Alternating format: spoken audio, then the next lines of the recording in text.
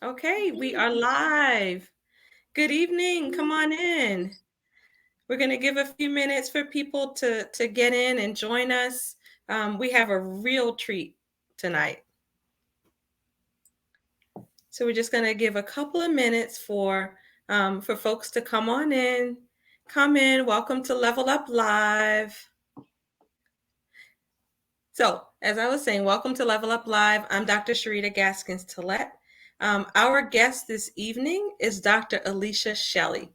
I am so excited to have Dr. Alicia with us.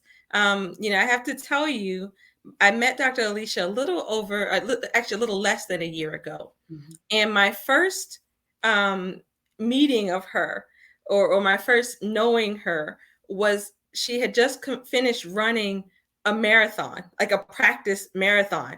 And I'm thinking, who is this woman? That she's running marathons. We were at a conference that she's running marathons in the middle of a conference. I was like, she's just a dynamo. So, so once I came to know more about her story, I've really found her to be quite an inspiration. And I'm so happy that she's here to share with us tonight. And I hope that you get as much from her, and her gifts and her story and just her life as I have. So welcome, Dr. Alicia. Thank you so much. Thank you so much for having me. This is such an honor to be able to speak with you ladies today and just share my story. It's so funny. I was telling somebody at that conference, we were in Hilton Head. And so that was my first time there. And I didn't realize that there was an issue with alligators until I was running. And then I saw this marsh and I'm like, this looks like it could be alligators. Let me run a little bit faster. And then I saw a sign about alligators. I'm like, oh, Lord, we got to get done, Lord. I'm running by myself. Oh, Jesus, they're not going to be able to find my body. Right, drug off. We made it back. But I was looking around. I was like, listen, you ain't going to catch me slipping. You're not going to catch me.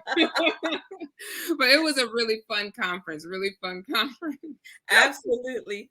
So I'm just going to read your brief bio, and then we'll kind of jump into it. So Dr. Alicia Shelly is a board-certified internal medicine, obesity medicine physician with WellStar Medical Group in Douglasville, Georgia, which is a suburb of Atlanta. She is the host of the Back on Track Overcoming Weight Regain podcast and YouTube channel. She's also a fitness enthusiast and has completed 6 marathons and Ironman 70.3. And she is currently training for her first full Ironman. And when is that? That is on the 25th of this month. Ooh. I have 12 days. Wow, that's exciting. Yes. I've been training for a whole year. So this is wow. It's coming full circle. Exactly. So, so to meet you at this point in life, one would think that you were always this athlete. Is that the case? Is that your story? Oh, no. I have 2 left feet.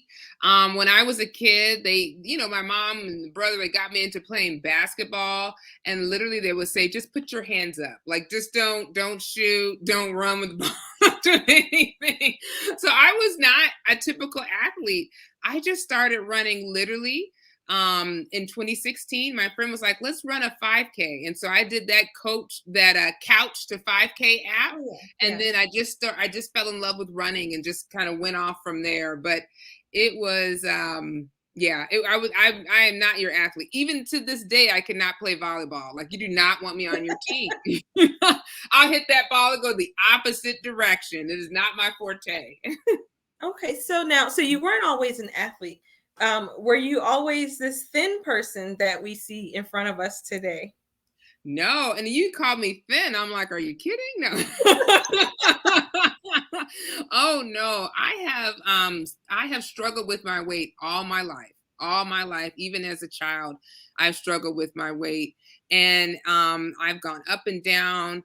I actually eventually underwent the bariatric gastric sleeve in 2015, and I lost a good considerable amount. I made about 80 pounds with that. But then, life kicked in. I wasn't attending. I was seeing patients, and you would think I'd have more time. I'm not in residency anymore, but I started to gain the weight back. And then 2 years later, I'm like, oh my gosh, I'm 40 pounds, have gained 40 pounds from my lowest after bariatric surgery. And I was just like, well, what next? You've kind of done everything. You've done medication, Right. you've done bariatric surgery, and then now you're 40, you gain half of the weight that you just lost. And so I really had to change my mindset, number one, but then start to implement the healthy habits slowly and surely. And so since that time, I've been able to lose the 40 pounds and then some, and get to a place where it's more of a lifestyle versus like a diet or something that I'm Sure. doing for a short period of time. I've learned that I can't stop being active. When I stop being active, that's when the weight comes back. I didn't mention this, but in 2019, I gained the weight back. I was running. I did the marathon. I was just tired of running. I ran Right. like 3 marathons that year, and I was like, I'm done. I'm not doing anything. And so I did nothing and ate basically. And I looked up 3 months later. I was like, Lord, I done gained 20 pounds. So wait a minute. So wait a minute. Mhm. So I didn't know this part. So you were running marathons and gained the weight back after you started running marathons. See, I had the Mhm. timeline wrong. Mhm. Well, and the thing is, I just stopped being active. Like I was running marathons. I think at that point I had done four. I'd done four, and then I was like, well, it's been grand. And I just stopped. I was just tired of running. I just got burnt out with running and just was like, okay, done. I'm done. And and it's funny. Sometimes life happens that way. You get stressed out, things happen, work gets in the way, and you're just like, I'm done doing anything. And when you come back to yourself, you realize that, oh my gosh, my clothes are too big, my clothes are too small. The scale is now 30 pounds, 20 to 30 pounds Yeah. heavier. And so that's when I had to realize that I just can't stop. You can't stop at all. So how did you get back on track? And I suppose that that's the inspiration for for your podcast and really your practice. Is that Yeah. accurate? Yeah, no, that's absolutely accurate. Because I don't know about you, I found that when I had gained the weight, I was so like I felt ashamed. I'm gonna be honest with you. I felt ashamed. Like I was actually a obesity medicine. I was certified. Okay, at that I was point, board okay. certified in obesity medicine. I had taken and passed my exam, and to find yourself gaining this much weight back, it was shameful. I felt ashamed. I was starting a new job, and I'm like, people are gonna come see me and be like, who is this lady? She needs Yeah. to take her own advice. Like. Right. Right. Well, it's hard. It's hard when you're an overweight physician. It Absolutely. is. Because I you do rem have a lot of mind drama, A with that lot of it. because we know all the things, right? We know all Mhm. the things in the textbook, but we're human like everybody else. And so it really is difficult to to reconcile that, to reconcile Yeah, our humanity with our with the expectation that people yeah. have of us. Exactly, and I'll be honest with you, I remember as a medical student, I was at the VA in the, anesthesia clinic and, for the pain clinic, and the guy who was the anesthesia, he was morbidly obese, and he told the guy the veteran, he was like, "Listen, you have back pain, you need to lose weight, that'll help your pain," which we all know actually does work. Yeah. Yeah. But, the patient was like, "Well, isn't this the pot calling the kettle black?" And the guy was like, "Well, you know what? I've tried to lose weight." And you're like explaining yourself Right, to this sure. patient when you're like, "I'm trying to help you get out of pain." Right, right, right, And although no one has ever said that to me, sometimes you wonder what people are thinking in the back of their mind, right? right. Oh, Um, absolutely. yeah. And And even if they're so not saying it to you, you're saying it to yourself sometimes. exactly, you're saying it to Speaking yourself. from experience, you're saying it to yourself sometimes. Yeah. Yeah. And so, when I realized that I had gained the weight, I had to change my thoughts. Because like I said, I was ashamed. I looked at myself and I was like, how could you, you're about to start this new job. How could you do this? And I realized that number one, yes, we stopped, we realized what happened. And that now at this point, I need to move forward. Like, I can't sit here and lament and just like, be in this, cesspool of thoughts. I need to move forward and start putting up a plan on how I can lose weight. And so that's when I came up with like small baby steps. Like, I was like, it's the small things. I always tell people, like, you can do all the things all the time, but you're so busy. Your lifestyle is busy. So taking small baby steps is the key. So starting with one thing. And I want to say the first thing I started with was implementing exercise again. And so at that time, I actually had a trainer. I was starting a new job, and there was a lady who was training near my work. And so I started with her, and I'm like, listen, we're going to do 3 days a week. And so then COVID happened. Yeah.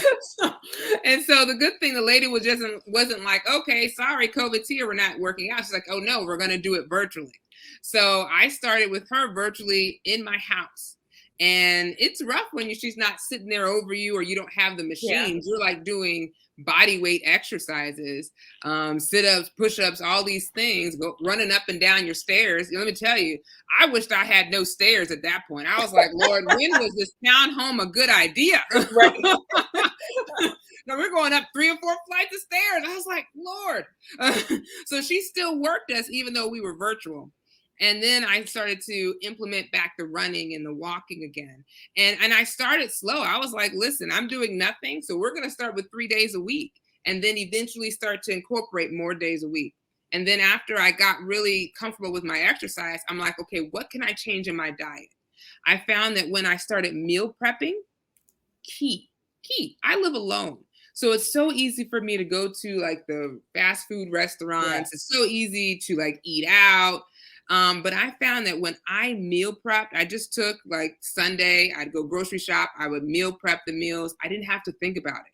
Less things that I had to think about. Okay. Because sometimes we think all day. We want to get to a place where we don't have to think. It's just like automatic. And so it's so nice to kind of have your dinner where you can eat, and then you can go work out, or you can go do whatever. And it's not something you had to think about for the day. And so the other thing that was key was keeping a food log. Now, I know we all have our different apps that we use.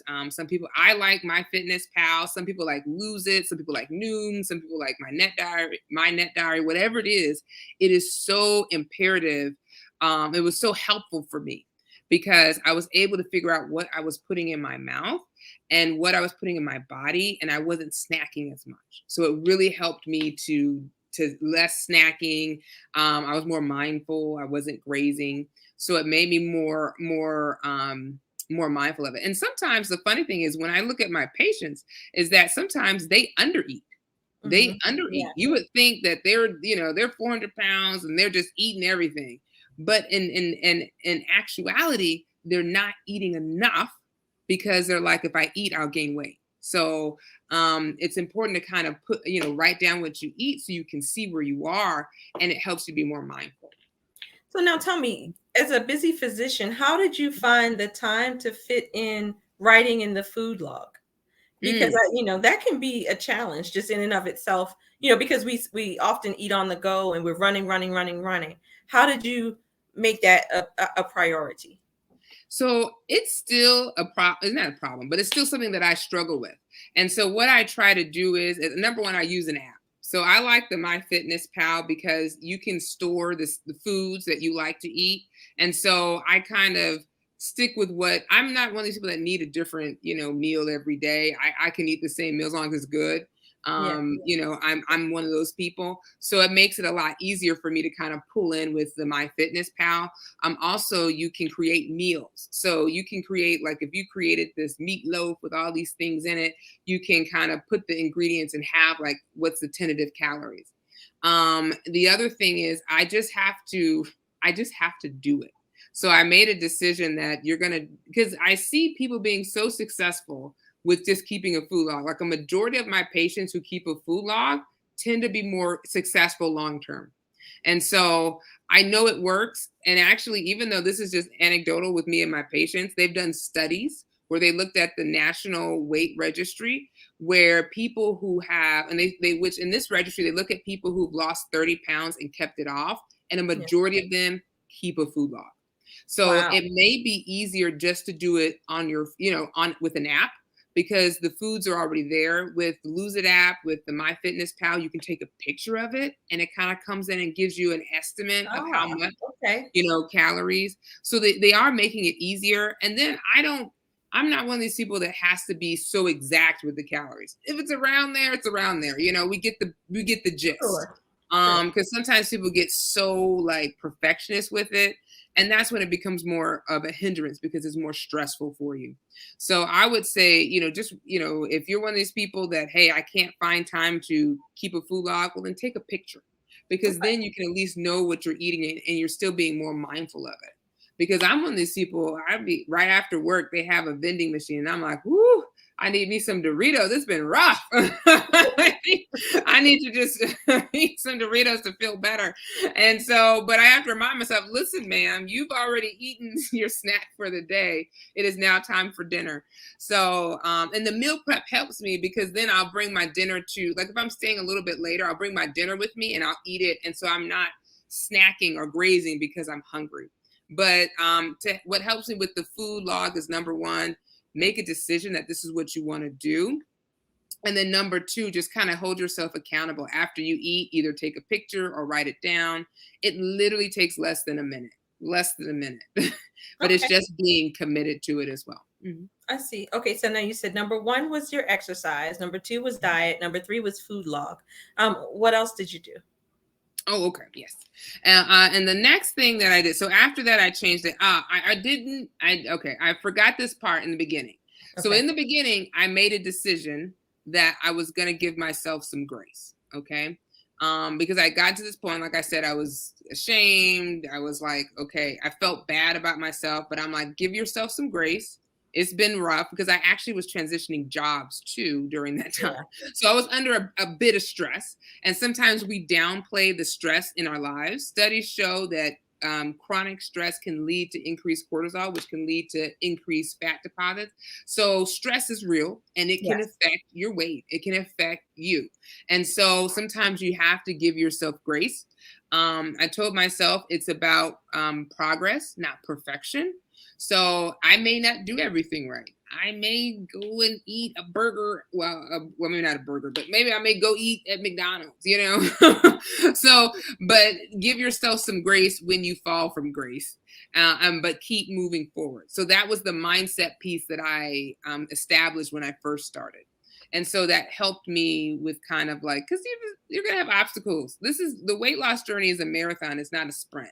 And so there's going to be things that come up. There's going to be family obligations, work obligations, and you just have to be flexible and not beat yourself up when you hit those. So okay. So after that, so I'm telling you, sometimes I get. That's So okay. after I did that, so we talked about the diet, meal prep, exercise.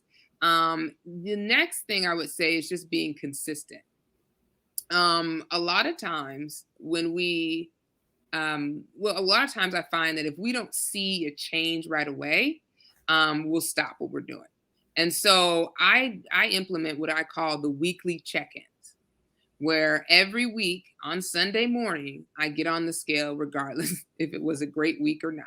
Okay. And it's harder when it wasn't a great week. Yeah. But I get on the scale and I weigh myself. And the reason why I weigh myself is that I check in to see how things went, right? Like, I mean, if I gain a pound or if I lose a pound, I maybe if I gain a pound, I look back and be like, well, what went wrong? Or what could I do better? You Yeah. know, and so I'm able to make that change or that shift for the next week. Now, if I lose weight, it's like, yes, yes, yes, I'm losing weight. And for me, and I'm not expecting 5 pounds, like literally healthy weight loss is 1 to 2 pounds. So if I'm like, I take anything. If I'm like 0.5 ounces, we will call that a win. Right. Okay. Right. Right. We will So go, then, so you're still actively on this weight loss journey. oh yeah, I'm always losing weight. This is the good thing is, and I'm gonna speed up. All right, this No, I'm gonna it's speed up okay. my You journey. take your time. But with Ironman, when I started training for my Ironman, that was a game changer for me. I didn't realize, like, when I ran marathons, I never usually lost weight as much. I mean, I would lose some weight, but not significant in my mind. I just got down to a lower weight. But with the Ironman training, that I lost 30 pounds in addition to where I was. So it took me into a different realm than where I had been prior with the Ironman training. And so now that Ironman is in 12 days, I'm thinking to myself, well, how can I keep this Right, off? right, right. uh, so we got to keep going. So, with that being said, I'm still trying, I still have this goal in mind. It's not, if I were to not lose another pound, I wouldn't be upset about it. Let me just put it like there. But there's always been a weight goal that I want it to be, and just to say that I am. And so I'm Okay. looking towards that goal. But if my body decides that it doesn't want to lose that weight, then we're not going to stress about it. I don't advocate having like a number and being like so fixated on this number that if I don't get to that number, then everything else is not worth it. I don't go into that mindset, Sure. because for me, it's more about being healthy and happy. And I like the way I look at this particular weight, but if I lost about 15 more pounds, I wouldn't be upset. um, but if I don't lose it, then I'm okay with that too. So I'm always trying to lose weight, and I'm always trying to check in. And let me just say one other thing with that. Even though I'm not, even though I'm actively trying to lose weight, when I'm maintaining my weight, I'll still check in, because I still need to know kind of where I am. Because what happens is, and what happened to me back in 2019, is that I stopped looking at it. I just stopped doing everything. I stopped weighing myself. I stopped eating properly. I ate whatever was there. I wasn't keeping a food log. I wasn't exercising. And that's when the weight came back. So if I stop doing everything now, you're going to see that weight come back. So that's why I still do that weekly check-in to kind of see where I am, even if I'm trying to maintain my weight. So now, what does the check-in consist of? Is it just weighing yourself, or is there more to it? Yeah. So there is a little bit more to it. Usually once a month, I will do my measurements. So I'll measure my bust, I'll measure my waist and my hips to kind of see, because sometimes you can actually build muscle and you don't see the scale Yeah. change at all. So it's just very discouraging. You're like, the scale is not changing, but you gained muscle that week. So, that's the other thing. So I do try to, do my measurements to see, because sometimes you notice you're losing weight in your clothes. Like you're like, Yes. this is a little bit baggy than usual, but the scale hasn't moved. Well, my body is changing. I'm toning a little bit more. And then also I kind of do a mental check as well. Like, not only am I doing the weighing my weight, I'm like, mentally, where are we? How can I improve? What can I do this week to help me lose a little bit more weight? Okay, so you mentioned the mental and mindset, and that Mhm. seems to be a huge thing. So what kinds of things do you do to get yourself in the right frame of mind? Because I listened to your podcast. I think it's wonderful, and I've heard you talk about those patients who kind of do the all or none thing. So if they're not perfect with their diet, they're not perfect with their exercise, they just stop everything altogether, and it's hard to get back on track. So how do you maintain, how do you adopt a positive mindset or a growth mindset when you do have little setbacks or disappointments? Oh yeah. And I think it's just kind of starting from the beginning, giving yourself grace, knowing that you're human and that you will have setbacks, because this is just life in general. Like I mentioned, I've been struggling with my weight all the time. So you would see myself lose weight, gain weight, lose weight, gain weight. And I look at pictures, I'm like, oh, she's skinny. Like, and then you're like, what happened? And so this is setback. And so I just have realized that I need to give myself grace, don't beat myself up.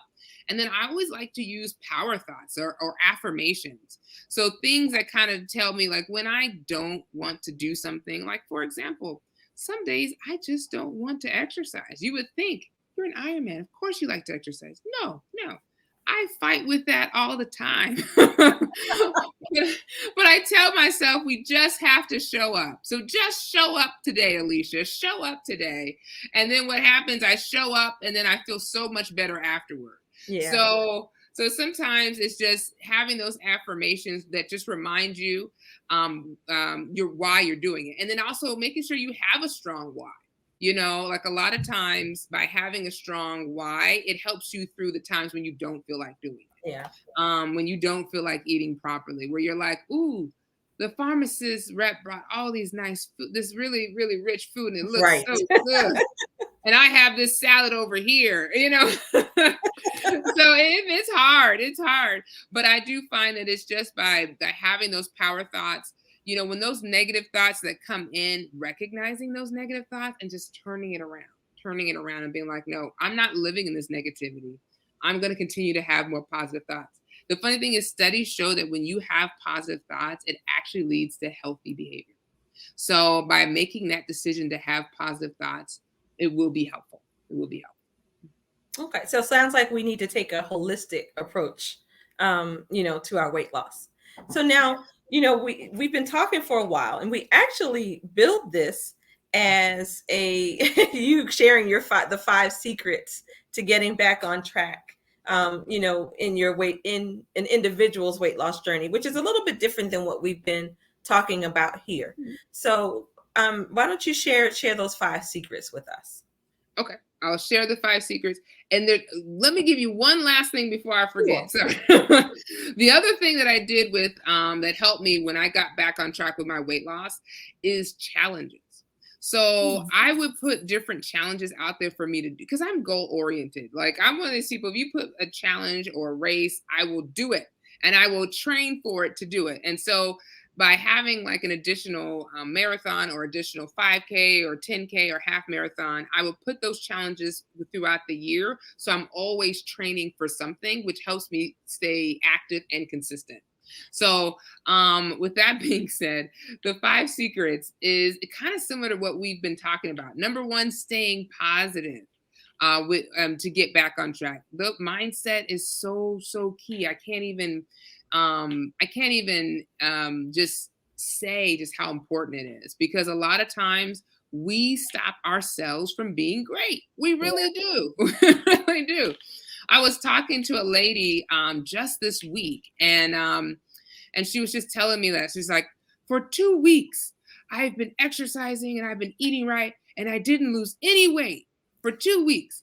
And now she's hard of hearing. And so her husband, who's sitting right next to her, said, well, she has this tooth problem, and I've been trying to get her to go exercise, but she's only been walking in the house. And I was like, and I've been feeding her, but she can't eat as much because of the tooth. And so it's like in her mind, she's like, I've been making changes, but nothing's happened. But when you talk to the husband, he's like, well, it's, maybe she can do more. And I'm like, hey, keep at it. Keep at Right, it. Don't right. stop just now. But, for her, because she's so discouraged, she didn't actually look at the fact that she was actually going through an obstacle. We're Yes. trying to lose weight, but her tooth is hurting her. She's in a lot of pain. She's not eating the food she normally would eat that would be healthy because she can't eat because of Right. her tooth. But in her mind, she feels like she's failed. And so a lot of times, if we stop ourselves from being great because of the thoughts that we allow to be there. So definitely staying positive is number one. Number two, having realistic goals. We are busy dogs. Yeah. Like we have multiple things going on. We got multiple pans and multiple things in the frying pan. We're trying to juggle it all. Family life, home life, work life, and so sometimes we feel like, okay, I can be at the gym for 2 hours, but we may not necessarily have 2 hours to do that. So we may have to find physical activity that we can do in about 30 minutes, or we can do 15 minutes in the morning, 15 minutes at night. If you break it up, it still counts. It's 30 minutes for the day. Yeah. And so sometimes we just have to find that time and make sure that our goals are realistic to the time we have.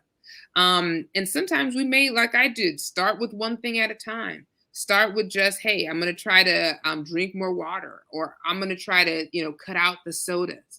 And what you'll find is by doing, the one step or the one baby step, it actually will help you keep moving forward because you're always kind of improving and improving on it. And you're meeting those small goals, which actually encourage you to keep making more goals. So eventually you'll find that you're losing weight gradually because of the fact that you're still making those goals and they're realistic and you can implement them. We get discouraged. I have one little question about the baby steps. Yeah. So you said you started with exercise. So when did you know it was time to move on to your diet, or when do you know it's time to move on to water? How do you know when it's time to move from one baby step to the next step? I would say once you're doing well with the first baby step. When I was becoming consistent with meeting with the trainer 3 days a week and I was being consistent with her, I was like, okay, let's start something else. And that's what I do with my weekly check-ins. I'm like, what else can I be doing right now? Okay. And so I would say when you get a little bit more consistent. Now, if it's taking you like months to get consistent, then we may need to reevaluate. Right.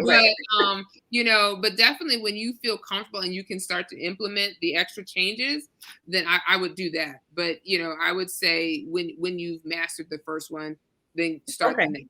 Okay. Mhm. But don't overload yourself. A lot of times we think if we, like you said, that all or none, we have to be Right. perfect with everything. We have to be perfect with our diet, with our exercise, with everything before we move on.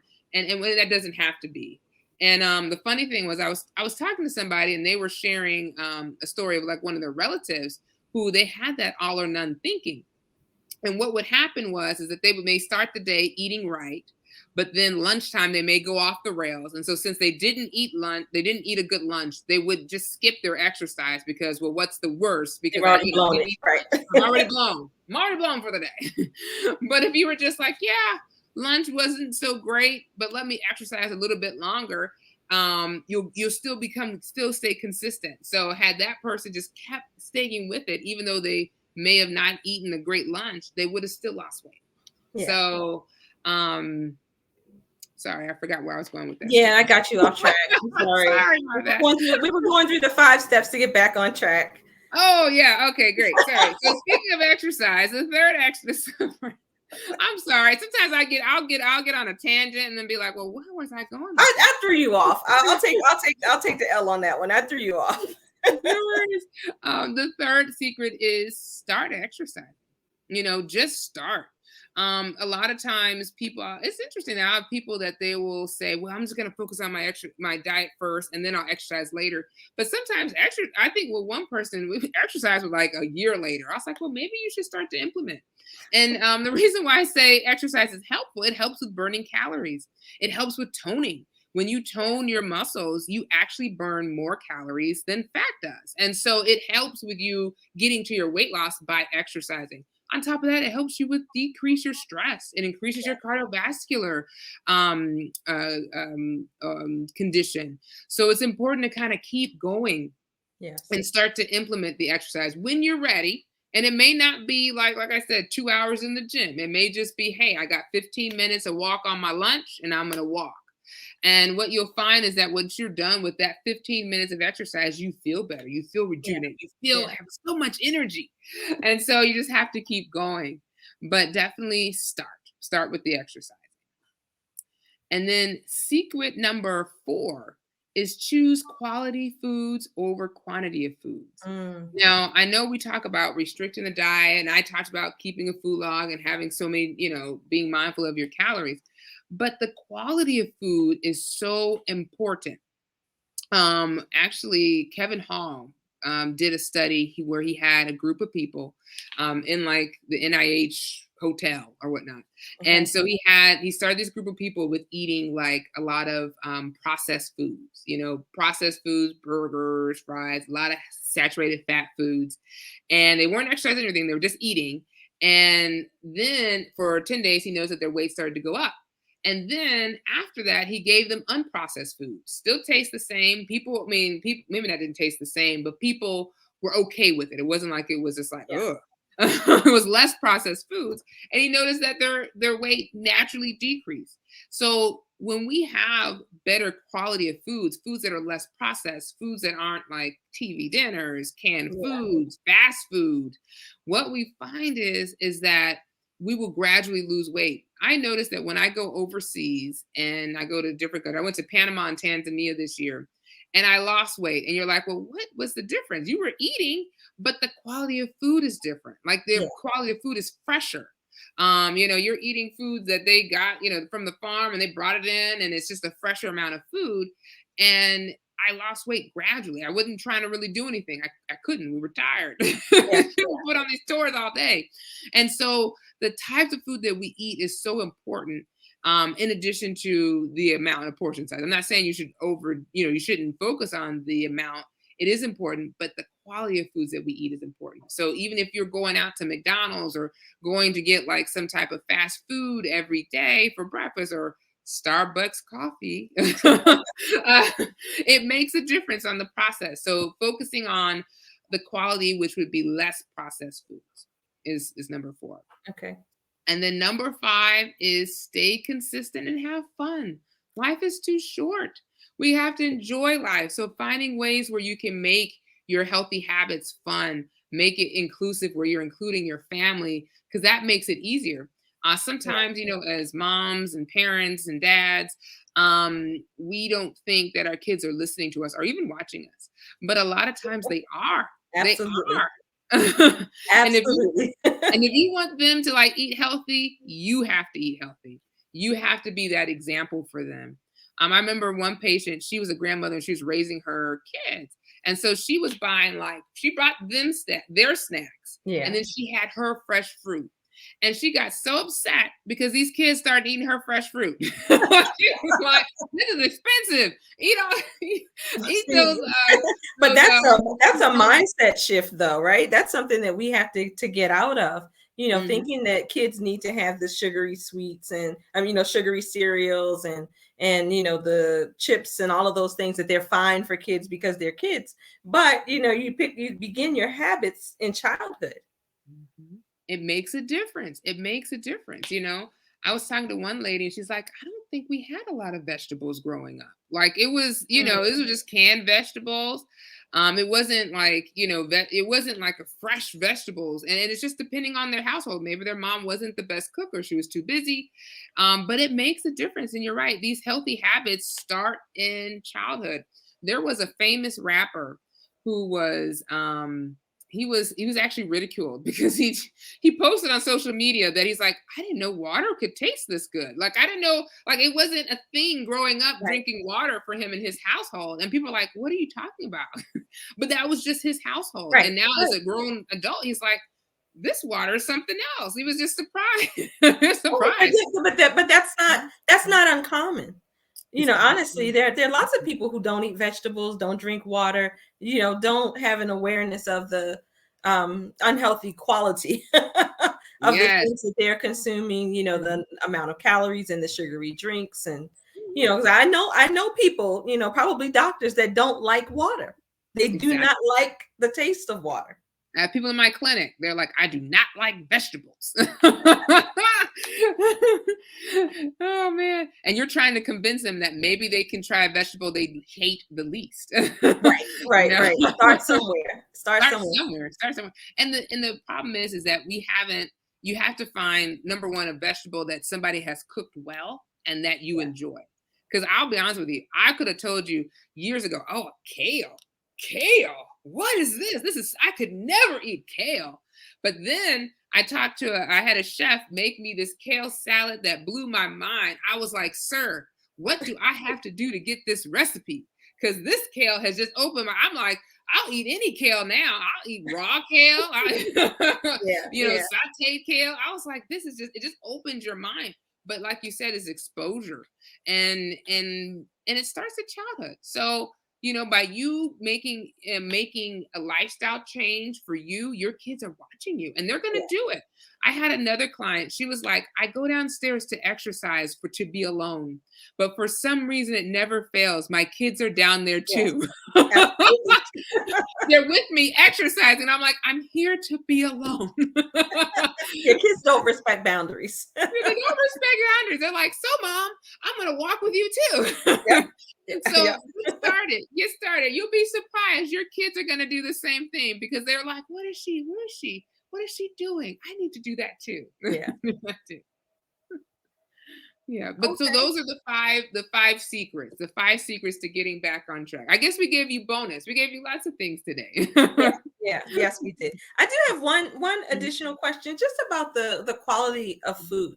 So where do you recommend that people learn about um, quality foods and where to get them? I mean, I know in some places, they have farmers markets and, organic section of the grocery store, but that's not the case everywhere. And then, we're busy physicians. So what are your recommendations for improving the quality of our food?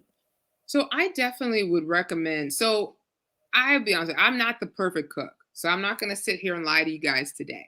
However, my secret weapon is Pinterest. Because I tell you this, when I want a good recipe, I'm like, Pinterest, I need a healthy dinner. And sometimes I would want to be plant-based. I'm like, please give me a healthy plant-based dinner. And I will see all these pictures of recipes, and I'll just pick one and then I'll try it out. And so the one thing I would say that is helpful, because we're busy physicians, and this is where meal prepping helps. So the other thing is that I'm not creative either. So I'm Yeah. not creative and I'm not the best cook. So it does not go well because I'm not one that's going to actually just experiment with recipes. So a lot of times I'll use Pinterest for recipes and then I'll go try it out. And on that Sunday, I'll meal prep for the week so that I don't have to think about it. The other thing that I do is, like, if it's a busy week, I'll go and get a meal service. Like, I live in Atlanta. And I'm sure wherever, if you're in a major city, there may be people who do meal preps where you can actually get a healthy meal where you'll give it to you for the week and then you don't have to think about it. Also, there are people who will cook for you. Yeah. We're doctors. We can afford Yeah. somebody to cook for us. And actually, to be honest with you, it's probably not that expensive. Not that expensive, depending on where you are. I live in Atlanta in the South, so it's not, maybe I'm paying $75 to $100 a week for somebody, just for the dinner. I Right. usually will Sure. have a breakfast and a lunch that I'll create. Okay. But for dinner, that's when my creativity kind of goes downhill. And because I'm busy, I don't have time to really cook during the week. So I really rely on that meal service, or I, do my meal prep on that Sunday, and then I'm good for the week. But as far as finding fresh foods, definitely go to your farmer's market. There are ways, like you said, not everybody has an organic section, but there's always that Whole Foods, Whole Paycheck, Yeah. the Yeah. Trader Joe's, where you can go and spend maybe a little bit extra, but it's all worth it. Think of the investment, right? Our bodies are an investment. We want Right. to live as long as possible. The Queen of England just passed away at 96. 96. I'm like, Lord, if you can just get me to 80. Like, Right. Yeah. please just Yeah. give me to 80. And then we're just going to do everything after that. But, so our bodies needs that investment. So paying a little bit more, a little bit extra for food, especially fresh food Yes. that you're cooking in your house, is a lot better than if you're going to fast food, or if you're going to a restaurant. Because even though it's a restaurant food, the restaurant's purpose is for you to come back and love their food. So they're Yeah. putting all type of rich stuff. Like, they're putting cheese you never heard of, like like Right. rich Right. stuff, Right. Right. butter, All those cream, hidden calories. all the hidden calories. Like, if you ever went to Cheesecake Factory and looked at the menu, and they're like, Yeah. salad, 1,000 calories, you're like, what are they putting in this Right. salad? Like, come on now, I'm gonna have to eat this over days. Right. Right. So this is not just one meal; it's 1,000 calories. So it is important to kind of find ways and find what works for you. Not everybody, some people are very good cooks and they're able to cook whatever, and it's just finding that time. If you're like me and cooking is something you are working at and praying on, um, you just got to take it one step at a time, and one Well, step at a time. you've given us some good tips. Pinterest. That's one I wouldn't have thought of. So, Mhm. we, Just we, search can, it. we can figure it out. Yeah, and Well, then it's, YouTube. Let me tell yeah. you, YouTube. You can put like how to cook this. I used to do like the healthy, like the Blue Apron, where they have you cook the food, and I realized I got stumped at me cutting onions. Like, it was just like, I don't know. Actually, no, I got stumped at cutting squash. They gave me a whole squash, and I'm like, I don't know what to do with this. The next squash meal, it just wasted away in the refrigerator. I'm like, I'm supposed to make soup with this, but I put the knife in and the knife didn't come out. I don't know what to do. But I found YouTube helps you. Okay. They have All right. So somebody now has we have another tip. YouTube. YouTube. They'll be like, how to cut a squash, like, like, and you can do. I'm telling you, my mother didn't teach me how to cut a squash. Yeah. So they made fun of one of the Kardashians. I think it was Kylie, or one of them, because she was cutting cucumbers in a different way, and they're Yeah. like, "What is that?" But her mom maybe never told her how to cut Right. cucumbers. Right. You're And there's supposed more to than one way to see it. do anything. And there's more than As one we way to know. do anything. Exactly. Well, it's been a pleasure having you with us tonight. Why don't you tell our guests where they can find you if they want to work with you or they want to follow you? How can they do that? Yes, definitely. So I have a free masterclass coming up calling How to Maintain Your Weight. And you may be like, but Doc, I'm trying to lose weight. Well, sometimes you have to start with the end in mind, right? So how can I be able to maintain this weight? It's going to be the same things that you do to lose the weight.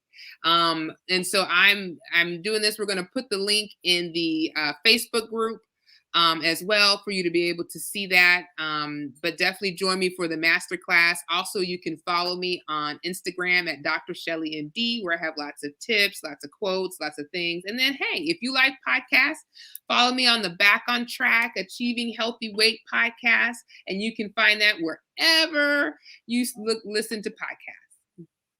Wonderful, excellent. Any parting words for the guests tonight? Yeah, well, first of all, thank you for coming. Thank you for showing up and listening to our interview today. And I would say the last thing, whatever it is that you're trying to achieve, whatever your healthy habit is, just start. Don't put it off till next week or when I lose 5 pounds, I'll start then. No, just start today and start small. It doesn't have to be big. Like I said, yes, I've run marathons. Yes, I've done Ironman, but I started on my couch. On my couch. And so you can start anywhere, but you just have to start and show up. There we have it. Just start. All right. Thanks, guys. We'll see you next week. Take care. Bye.